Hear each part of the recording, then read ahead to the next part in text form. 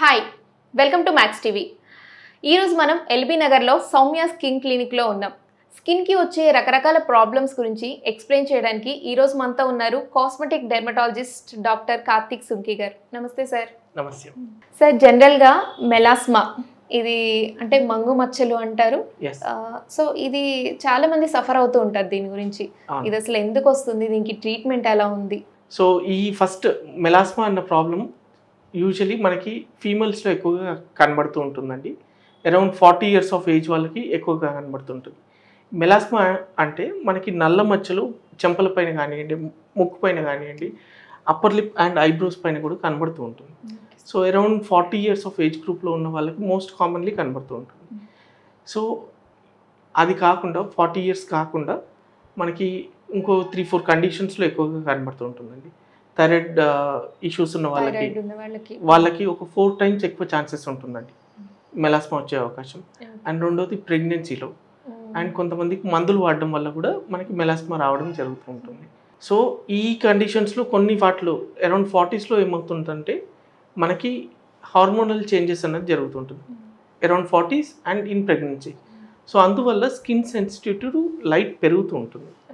So దానివల్ల మనకి మంగు మచ్చలు అన్నది వస్తూ ఉంటుందండి. సో ఈ ప్రెగ్నెన్సీ, థైరాయిడ్ కాకుండా ఇంకేం రీజన్స్ ఉండొచ్చు సార్ ఇవి రావడానికి? మెడికేషన్ ఒకటి, టాబ్లెట్స్ కొన్ని మందులు వాడిన వాళ్ళకి ఎక్కువ వచ్చే అవకాశాలు ఉంటుంది. కొంతమందికి ఫ్యామిలీ హిస్టరీ ఉంటుంది, లైక్ పేరెంట్స్కి, మదర్కి, ఎస్పెషలీ మదర్స్కి ఉంటే మళ్ళీ ఫీమేల్ వాళ్ళ కిడ్స్కి వచ్చే ఛాన్సెస్ ఎక్కువగా ఉంటుంది. స్కిన్ మీద ఎక్కడైనా రావచ్చు? లేదు, ఇది ఫేస్ పైన వస్తుంది ఎస్పెషలీ. అండ్ పేరెంట్స్కి ఉంటే మన పిల్లలకి వచ్చే అవకాశాలు పెరుగుతూ ఉంటాయండి. ఇంకోటి ఏంటంటే ఫేర్ స్కిన్ ఉన్న వాళ్ళలో మంగు మచ్చలు వచ్చే అవకాశాలు చాలా ఎక్కువగా ఉంటాయి. సో ఫేర్ స్కిన్ ఉన్న వాళ్ళు they will be more prone to develop this melasma. So treatment ఎలా ఉంటుంది సార్ దీనికి? సో ఫస్ట్ థింగ్ ఏంటంటే ఇది మంగు మచ్చలు మనకి ఎందువల్ల వస్తుంది అన్నది కారణాలు తెలుసుకున్నాం కదా. అది ఈ కండిషన్స్లో ఏమవుతుందంటే మనం ఇంతకుముందు చెప్పినట్టు స్కిన్ సెన్సిటివ్ టు లైట్ పెరుగుతుంది. సో దానివల్ల మనకి మంగు మచ్చలు వస్తుంది. సో లైట్ నుంచి ప్రొటెక్షన్ తీసుకోవడం అన్నది మోస్ట్ ఇంపార్టెంట్ అమ్మా. అంటే సన్లైట్ ఎగ్జాక్ట్లీ సన్లైట్ అంటే మనం ఎండలో కూర్చుంటే మనకి మంగు మచ్చలు వస్తాయి అన్నది ఏం లేదండి. కొంతమందికి మనకి ఇంట్లో ఉన్న సెన్సిటివ్ పీపుల్కి ఏముంటుంది అంటే ఇంట్లో ఉన్నా కూడా డోర్స్ అండ్ విండోస్ నుంచి వచ్చే లైట్ సరిపోతుంది. ఈ మధ్య సాఫ్ట్వేర్ ఎంప్లాయీస్ కానివ్వండి, ల్యాప్టాప్స్ కానీ, స్క్రీన్ టైం ఎక్కువ ఉన్న వాళ్ళు, ఆర్ ఈవెన్ కొన్నిసార్లు లైట్స్ మన ఇంట్లో ఉన్న లైట్స్ కూడా, సో ఇవన్నీ బ్లూ లైట్స్ అంటామండి. సో వీటి వల్ల కూడా అగ్రివేట్ ఎక్కువ అయ్యే అవకాశాలు ఎక్కువ ఉంటుందండి. సో అందుకనే రెగ్యులర్గా సన్ స్క్రీన్ వాడడం అనేది most important. The first step in treating melasma is sun screens. So sun screen ఏంటంటే మళ్ళీ రెగ్యులర్గా డైలీ వాడాలి. మనకు ఓన్లీ ఎండలో వెళ్ళినప్పుడు వాడాలి. బయటకి వెళ్ళిన చాలా మందికి ఉంటుంది, బయటకు వెళ్తేనే సన్ స్క్రీన్ వాడాలి అని లేదమ్మా. ఇంట్లో ఉన్నా కూడా వాడాలి. అన్లెస్ అండ్ అంటిల్ మనం close rooms without doors and Windows ఉంటున్నాం అంటే తప్పించి సన్ స్క్రీన్ రెగ్యులర్ గా వాడాలి. Ceiling lights, mobile phones, laptops ఇవి కూడా కాంట్రిబ్యూట్ చేస్తాయి. ప్రాబ్లం ఉంటుంది కాబట్టి సన్ స్క్రీన్ అనేది కంపల్సరీ యూజ్ చేయాలి. సో మీ దగ్గరికి ఇలా మెలాస్మా అని వచ్చిన వాళ్ళకి ఇంకా ట్రీట్మెంట్ ఏముంటుంది? సో నెక్స్ట్ థింగ్స్ వచ్చేసి సన్ స్క్రీన్ బేసిక్ థింగ్, దాని నుంచి స్టార్ట్ చేసుకున్న తర్వాత మనం మాయిశ్చరైజర్స్ కానివ్వండి, అండ్ నైట్ టైం మనం డీపిగ్మెంటింగ్ క్రీమ్స్ ఇస్తూ ఉంటామండి. నల్ల మచ్చలు తగ్గడానికి ఫస్ట్ డేలో వాడేటి అన్ని ప్రొటెక్ట్ చేసుకోవడానికి. నెక్స్ట్ థింగ్ నైట్ టైం వాడే క్రీమ్స్ ఏముంటాయో అవి నల్ల మచ్చలు తగ్గడానికి యూజ్ చేస్తూ ఉంటాం. సో ఓన్లీ పైన రాసేవేనా సార్, అంటే మెడికేషన్? దిస్ డిపెండ్స్ అండి. ఇప్పుడు మెలాస్మా మనకి ఎంత సివియారిటీతో ఉంది, ఎంత ఎక్స్టెంట్ ఉంది, ఎంత డెప్త్ ఉంది అన్న దాన్ని బట్టి మన ట్రీట్మెంట్ ఆప్షన్స్ వేరీ అవుతుంటాయి. మనం ఫస్ట్ టాపికల్ క్రీమ్స్ తో స్టార్ట్ చేస్తాం. దాంట్లో మాయిశ్చరైజర్స్ వస్తాయి, సన్ స్క్రీన్స్ వస్తాయి, డీపిగ్మెంటింగ్ క్రీమ్స్ ఉంటాయి. ఇవి basic things. Face washes of course. దీని తర్వాత ఇన్ కేస్ వాళ్ళకి డీప్ పిగ్మెంటేషన్ ఉంది ఆర్ ఎక్స్టెన్సివ్ పిగ్మెంటేషన్ ఉంది అంటే ప్రొసీజర్స్ ఉంటాయండి. ప్రొసీజర్స్లో మనకి first chemical peeling followed by lasers ఉంటాయి. ఈ రెండు కూడా ఆప్షన్స్ ఉంటాయండి.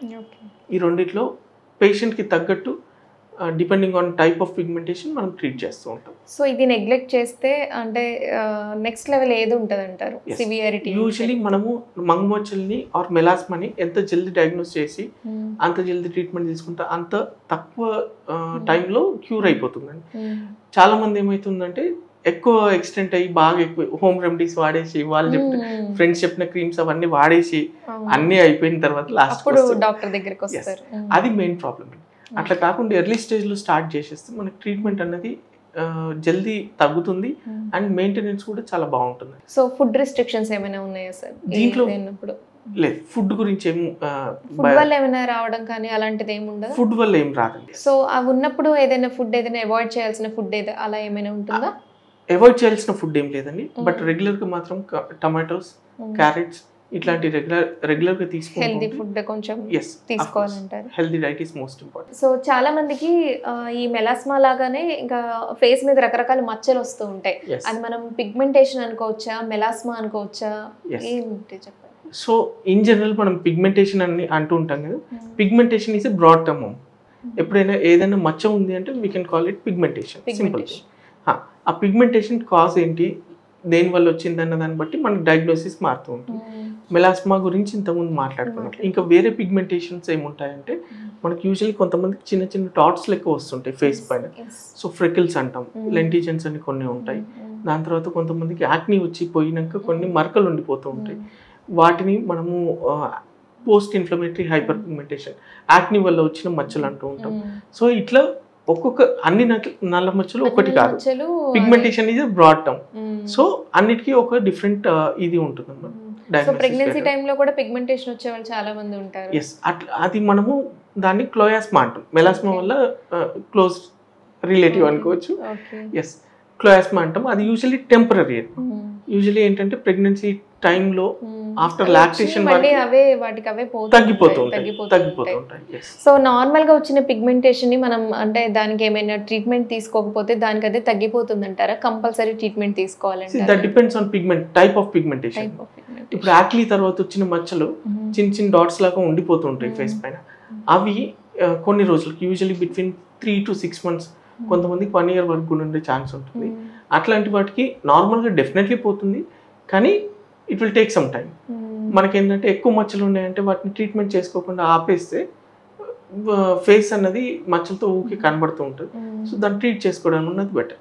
బట్ బేసిక్ థింగ్ ఎప్పుడైనా కూడా ఎనీ పిగ్మెంటేషన్ ఫేస్ పైన కానివ్వండి, ఒంటి పైన కానివ్వండి ఉంది అంటే, ఎక్స్పోజ్ సైట్స్లో ఉంది అంటే ఒక మాయిశ్చరైజర్, ఒక సన్ స్క్రీన్ రెగ్యులర్గా వాడాలి. సో నోస్ మీద కొంతమందికి మనం చూస్తే బ్లాక్గా అయిపోయి, రఫ్గా అయిపోయి, దాన్ని ఏమంటారు? అది కూడా పిగ్మెంటేషన్. నోస్ పైన కూడా ఇంతకుముందు మనం చెప్పుకున్నట్టు మెలాస్మాలో మన చీక్స్, నోస్, ఐలిడ్స్, ఐబ్రోస్ పైన, ఫోర్ హెడ్ కంటే ఐబ్రోస్ పైన మంచిగా ఉంటుందండి. అండ్ అప్పర్ లిప్ కూడా ఇన్వాల్వ్ అవుతుంది కొంత పట్టుకి, చిన్న అండ్ ఈ ఏరియా కూడా ఇన్వాల్వ్ అవుతుంది, మాండిబులర్ ఏరియా అంటాము.